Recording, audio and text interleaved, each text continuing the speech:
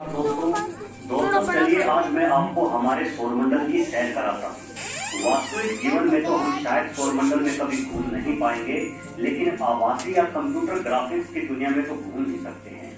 वैसे तो मानव की पहुंच पृथ्वी से बाहर सिर्फ चांद तक ही है, लेकिन ये ब्रह्मांड बहुत बड़ा और विशाल है, जिसमें ढेर सारे तारे या सूर्य मौजूद है। दोस्तों ये हमारी आकाश गंगा है, मिल्की वे, जिसमें करोड़ों मनमोहक तारे हैं।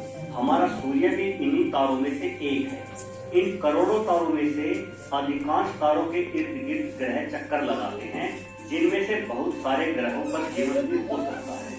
धरती से बाहर उसी जीवन की तलाश हमारे वैज्ञानिक हमेशा से करते आए हैं, लेकिन आज तक सफल नहीं हुए। इन तारों में से होते हुए आप जैसे जैसे हमारे सूर्य की ओर बढ़ोगे, एक एक करके सभी ग्रह आपके सामने से गुजरते जाएंगे।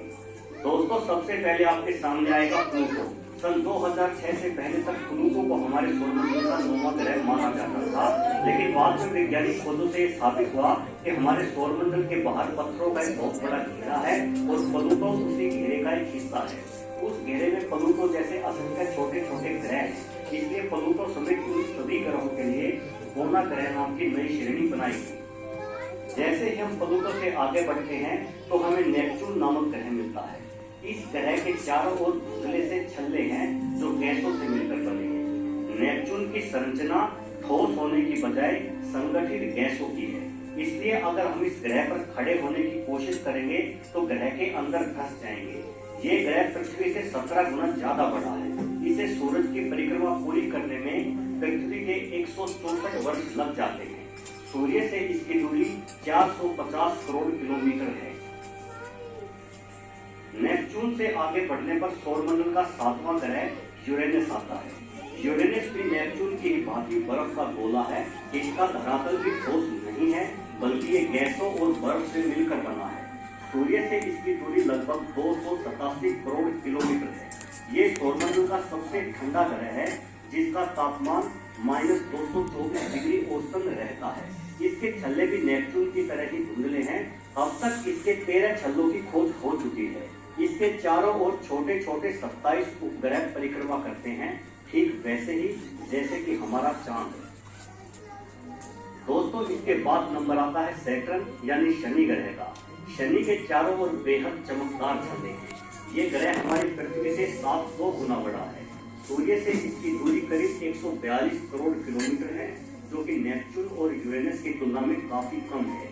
इसलिए साफ आसमान में शनि ग्रह को नंगी आंखों से भी देखा जा सकता है, लेकिन पहचानना बड़ा मुश्किल है, क्योंकि नंगी आंखों से ये किसी भी दूसरे सामान्य तारे के समान ही दिखता है।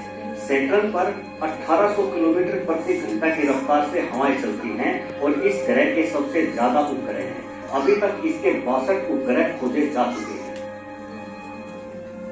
दोस्तों शनि से आगे बढ़कर जब हम सूर्य के और करीब चलते हैं तो हमारे सामने हमारे सौरमंडल का सबसे बड़ा ग्रह आता है जुपिटर। जुपिटर यानी बृहस्पति हमारी पृथ्वी की तुलना में करीब 1300 गुना ज्यादा बड़ा है।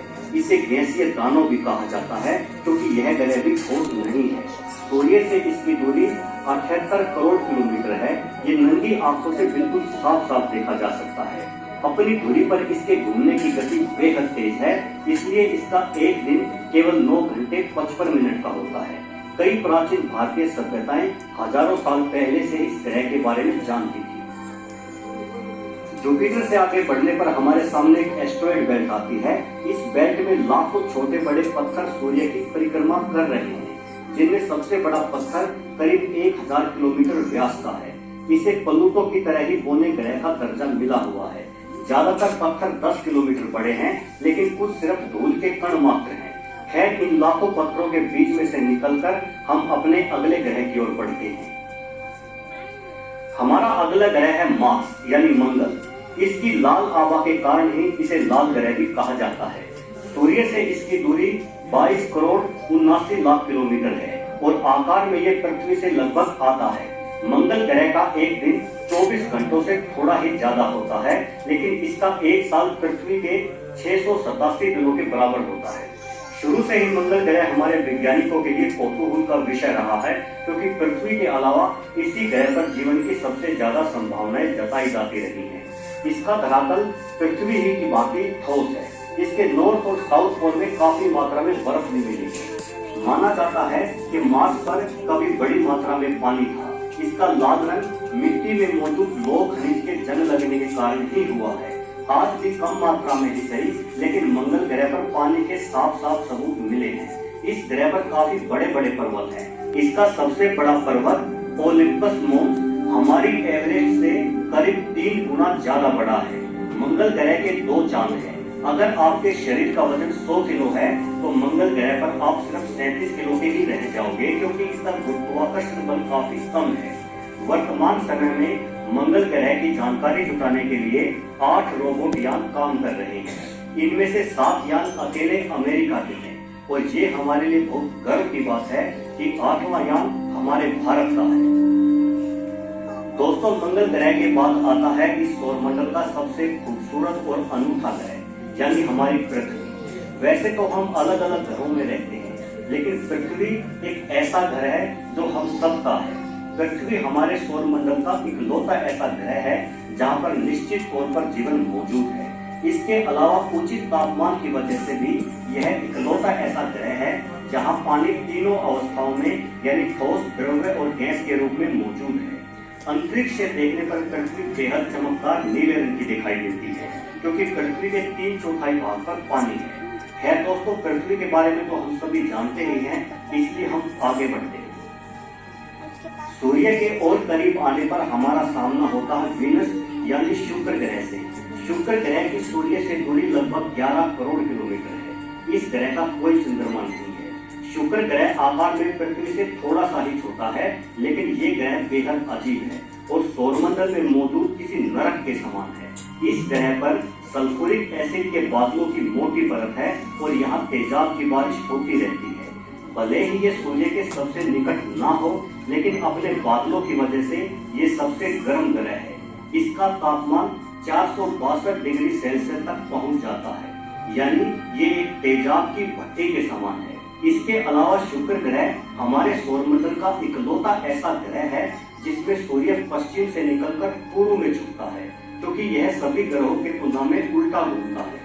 सबसे बड़ा कमाल ये है कि पृथ्वी के दिनों के हिसाब से शुक्र ग्रह का एक साल तो 224 दिन का होता है, लेकिन एक दिन 243 दिनों का, यानी शुक्र ग्रह का एक दिन उसके एक साल से भी ज्यादा बड़ा है।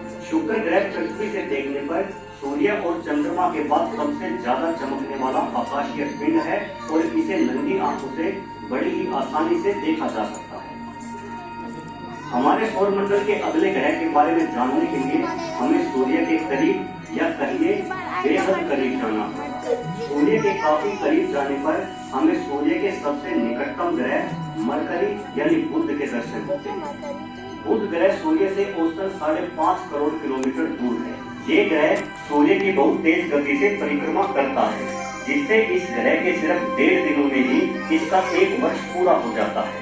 ये हमारे सौरमंडल का सबसे छोटा ग्रह है। बुध ग्रह का दिन का तापमान 450 डिग्री सेल्सियस तक पहुंच जाता है, लेकिन रात का तापमान -176 डिग्री सेल्सियस ही रह जाता है, क्योंकि गर्मी को रोकने के लिए इसमें वायुमंडल नहीं है। ये ग्रह शनि के चंद्रमा टाइटन और बृहस्पति के जेनिमिड से भी छोटा है।